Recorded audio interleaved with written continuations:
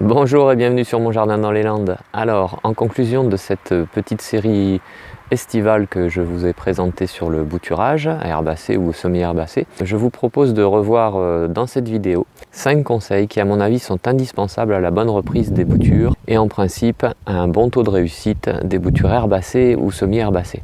Et si vous n'avez pas eu l'occasion de les regarder cet été, je vous mets la playlist à la fin de cette vidéo et comme ça vous pourrez prendre le temps de regarder toutes les vidéos qui concernent le bouturage sur ma chaîne. À mon sens, il y a 5 étapes indispensables ou 5 conseils que je peux vous donner.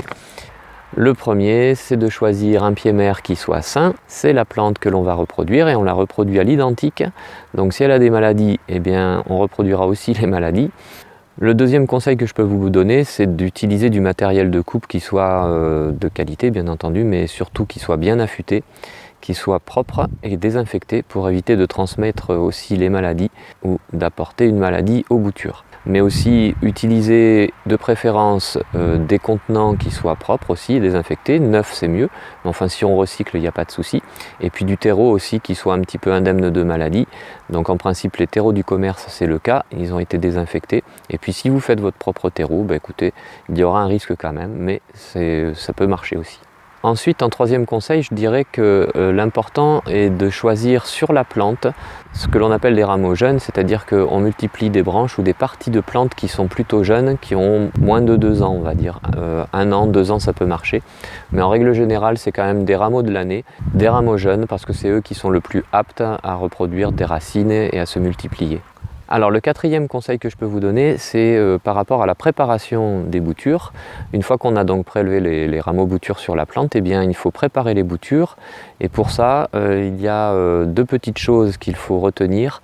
La première, c'est de bien couper au maximum à 5 mm sous un œil. Et puis en même temps, supprimer toutes les feuilles qui vont se trouver enfoncées dans la terre. Parce que comme vous avez pu le voir sur les différentes vidéos, on enfonce les boutures de moitié, donc toutes les feuilles qui vont se trouver dans la terre, c'est pas nécessaire de les garder, vous les supprimez parce que sinon elles risquent de pourrir. Enfin, le 5e et dernier conseil que je pourrais vous donner, c'est au niveau de la mise en culture des boutures, c'est donc d'enfoncer de moitié les boutures comme je viens de le dire, et puis ensuite c'est ce que l'on appelle la mise à l'étouffer, vraiment en conditions saturées en humidité au niveau du système aérien. Et donc la mise à l'étouffer, vous avez pu le voir, j'ai différentes petites solutions.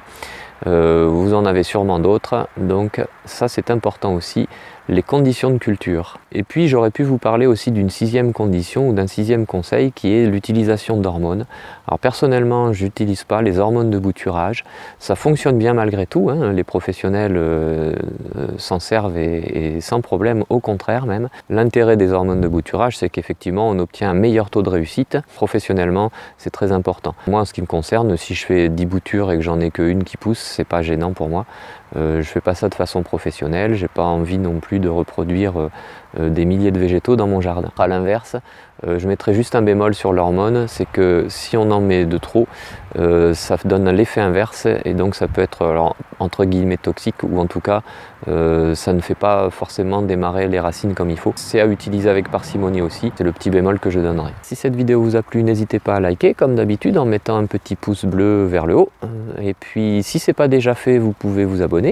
Et n'oubliez pas de cliquer sur la cloche des notifications pour recevoir les prochaines vidéos que je publierai. Et puis je vous remercie d'être passé me voir parce que ça fait toujours plaisir. Et à bientôt sur mon jardin dans les Landes. Au revoir!